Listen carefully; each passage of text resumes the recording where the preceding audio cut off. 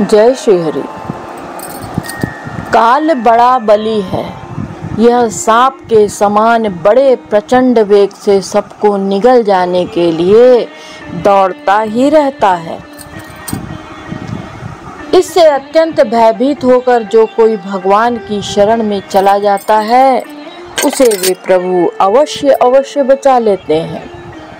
उनके भय से भीत होकर मृत्यु भी अपना काम ठीक ठीक पूरा करता है। वही प्रभु सबके आश्रय हैं, मैं उन्हीं की शरण ग्रहण करता हूँ। जय श्री हरि। मैं शैलजा अपने चैनल पर आप सबका हार्दिक स्वागत करती हूँ। आशा करती हूँ आप सब स्वस्थ एवं प्रसन्न होंगे। पिछले अध्याय में हमने पढ़ा था कि ग्राह ने गजेंद्र के पैर को पकड़ रखा था और लगभग 1000 वर्ष तक वैसे ही पकड़े रखा, और जिससे कि गजेंद्र की शक्ति क्षीण होती जा रही थी और ग्राह की शक्ति बढ़ती जा रही थी। आगे की कथा है गजेंद्र के द्वारा भगवान की स्तुति और उसका संकट से मुक्त होना। श्री सुखदेव जी कहते हैं, एवं व्यवसितो बुद्धया समाधाय मनोहृदि जजाप परमं जाप्यं प्रागजन्मनेनुशिक्षितम्। श्री सुखदेव जी कहते हैं, परीक्षित अपनी बुद्धि से ऐसा निश्चय करके गजेंद्र ने अपने मन को हृदय में एकाग्र किया और पूर्व जन्म में सीखे हुए श्रेष्ठ स्तोत्र के द्वारा भगवान की स्तुति करने लगा। गजेंद्र ने कहा, जो जगत के मूल कारण हैं और सबके हृदय में पुरुष के रूप में विराजमान है एवं समस्त जगत के एकमात्र स्वामी हैं, जिनके कारण इस संसार में चेतना का विस्तार होता है, उन भगवान को मैं नमस्कार करता हूँ, प्रेम से उनका ध्यान करता हूँ। यह संसार उन्हीं में स्थित है, उन्हीं की सत्ता से प्रतीत हो रहा है, उन्हीं की सत्ता से प्रतीत हो रहा है। वे ही इसमें व्याप्त हो रहे हैं और स्वयं वे ही इसके रूप में प्रकट हो रहे हैं।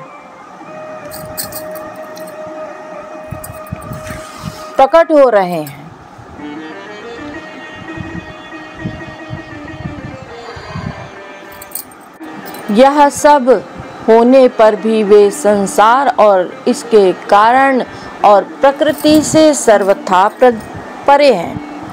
उन स्वयं प्रकाश स्वयं सिद्ध सत्तात्मक भगवान की मैं शरण ग्रहण करता हूँ। यह विश्व प्रपंच उन्हीं की माया से उनमें अभ्यस्त है। यह कभी प्रतीत होता है और कभी नहीं, परंतु उनकी दृष्टि ज्यों की त्यों एक सी ही रहती है। वे इसके साक्षी हैं और उन दोनों को ही देखते रहते हैं। वे सबके मूल हैं और अपने मूल भी वही ही हैं। कोई दूसरा उनका कारण नहीं है। वे ही समस्त कार्य और कारणों से अतीत प्रभु मेरी रक्षा करें।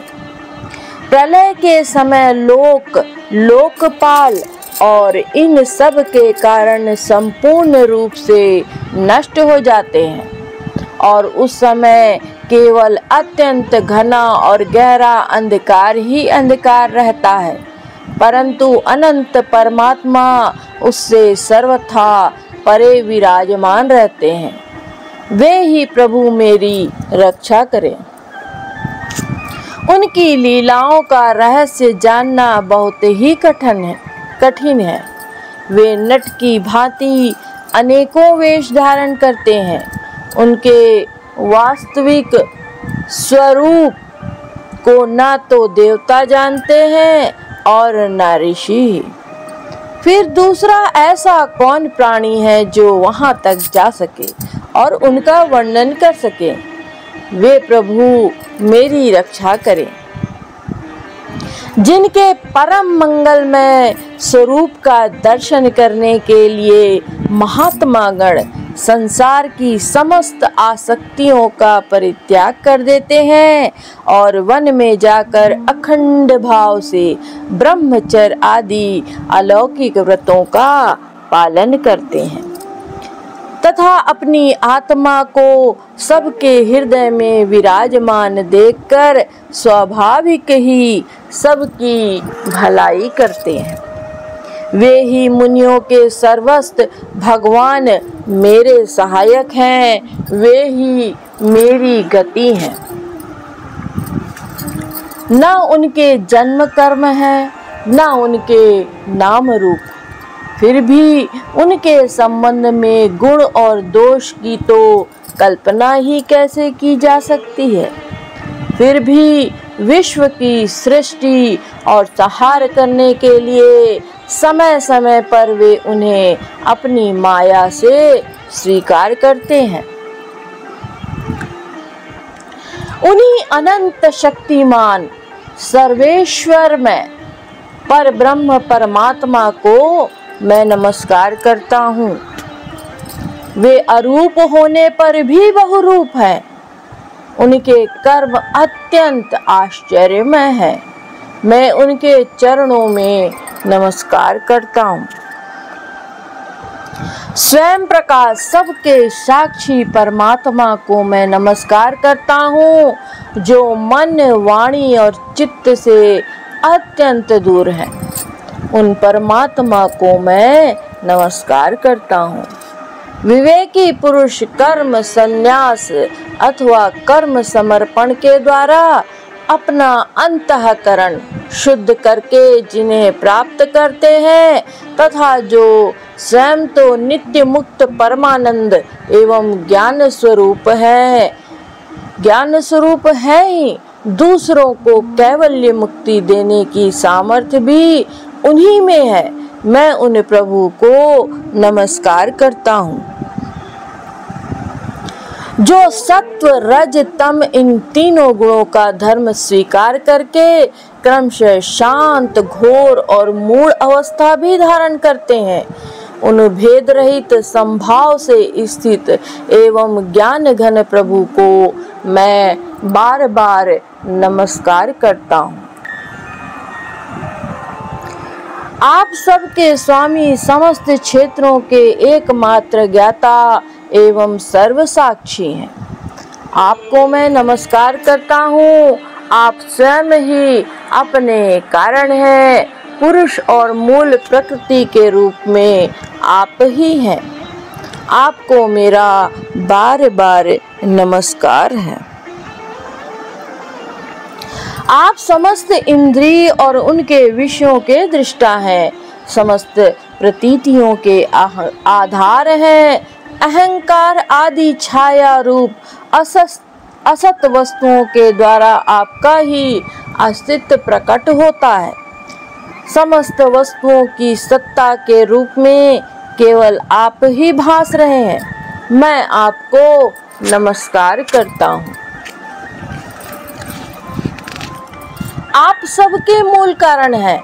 आपका कोई कारण नहीं तथा कारण होने पर भी आप में विकार या परिणाम नहीं होता, इसलिए आप अनोखे कारण हैं। आपको मेरा बार बार नमस्कार है।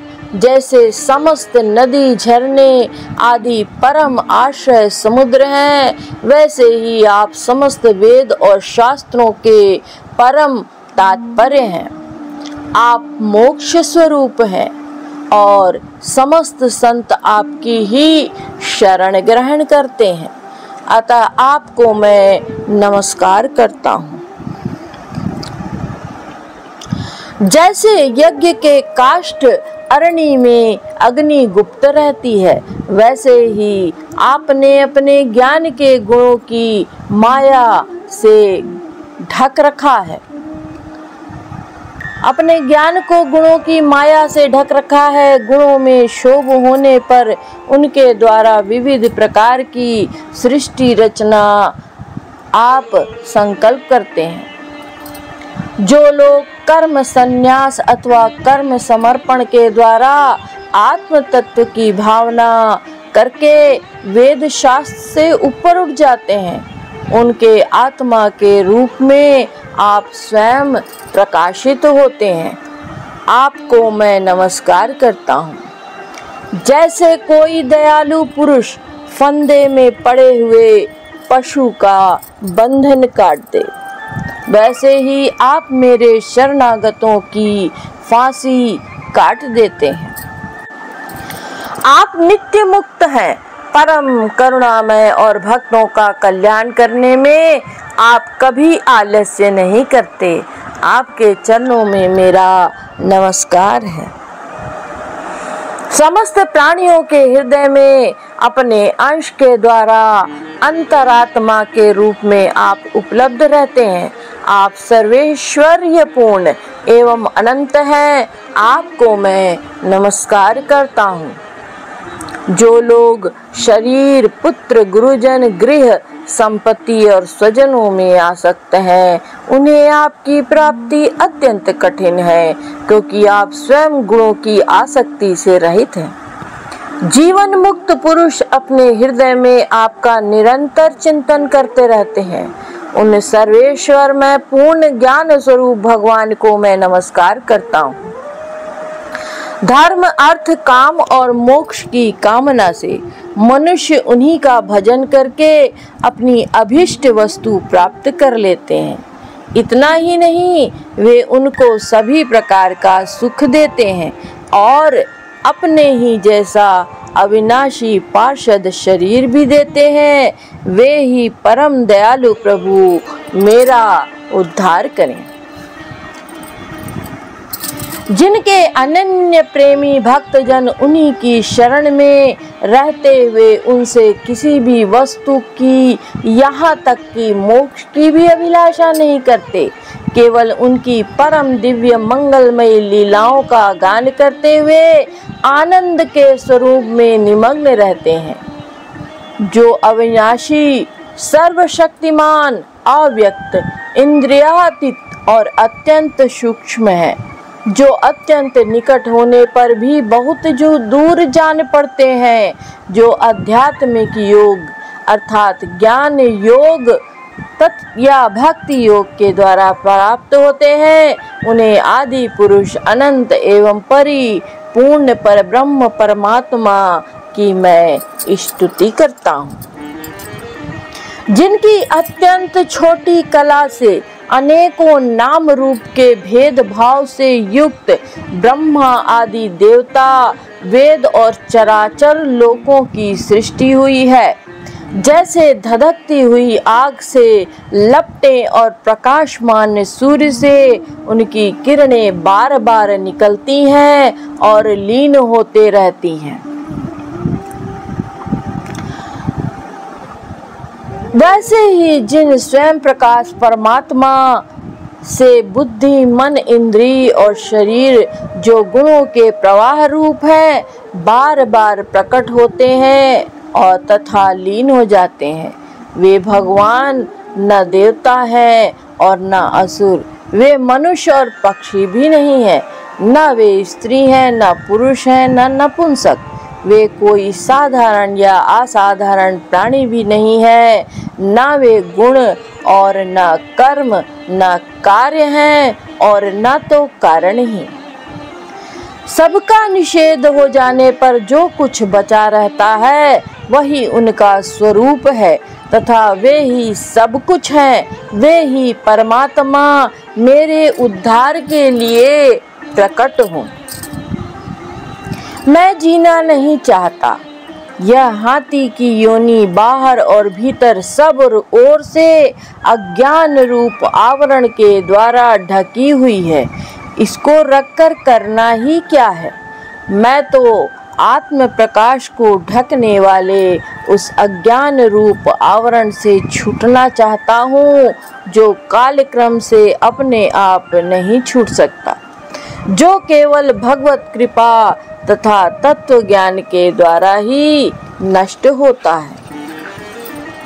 इसलिए मैं उन पर ब्रह्म परमात्मा की शरण में हूँ, जो विश्व रहित होने पर भी विश्व के रचयिता और विश्व स्वरूप हैं। साथ ही जो विश्व की अंतर आत्मा के रूप में विश्व रूप सामग्री से क्रीड़ा भी करते रहते हैं, उन अजन्मा परम पद स्वरूप ब्रह्म को मैं नमस्कार करता हूँ।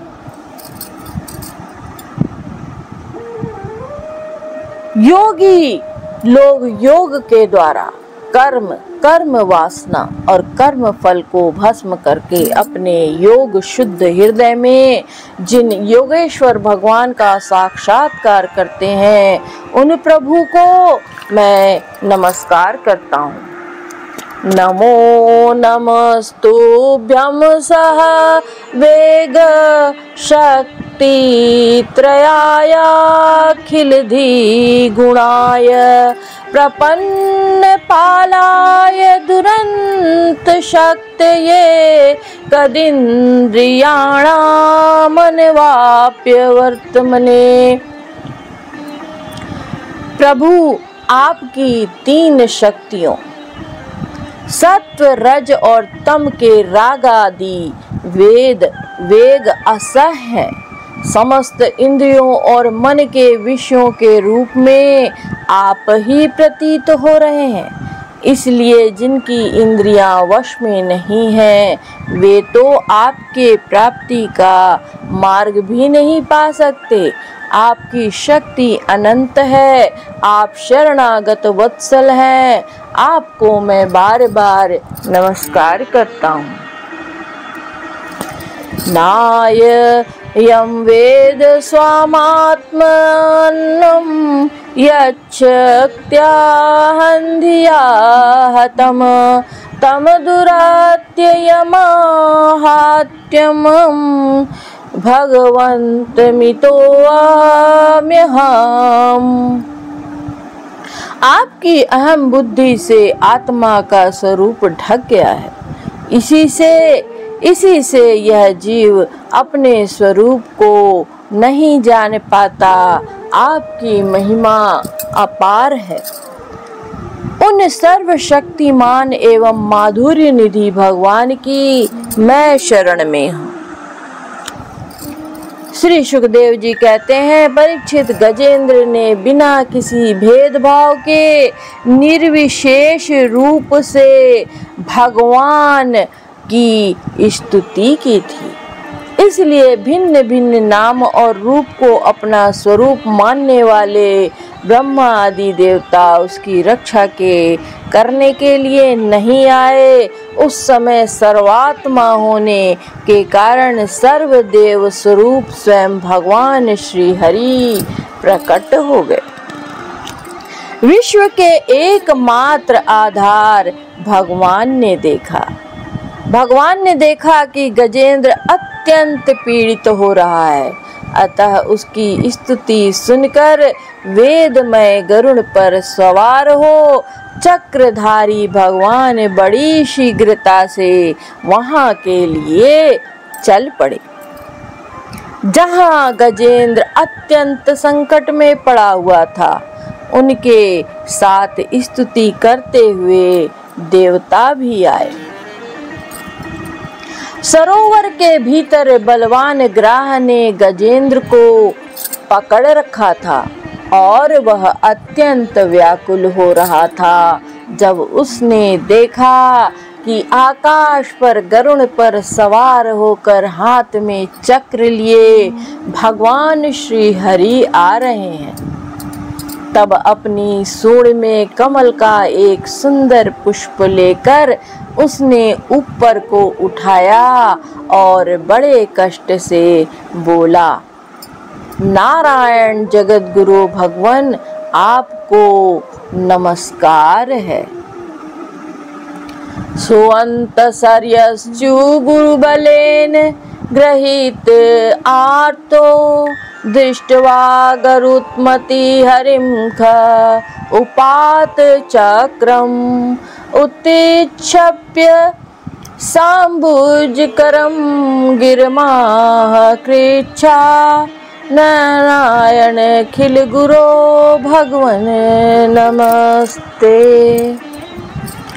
नारायण जगत गुरु भगवान आपको नमस्कार है। जब भगवान ने देखा कि गजेंद्र अत्यंत पीड़ित हो रहा है, तब वे एक बारगी गरुड़ को छोड़कर कूद पड़े और कृपा करके गजेंद्र के साथ ही ग्राह को बड़ी शीघ्रता से सरोवर से निकाल ले आए और फिर सब देवताओं के सामने ही भगवान श्री हरि ने चक्र से ग्राह का मुंह फाड़ डाला और गजेंद्र को छुड़ा लिया।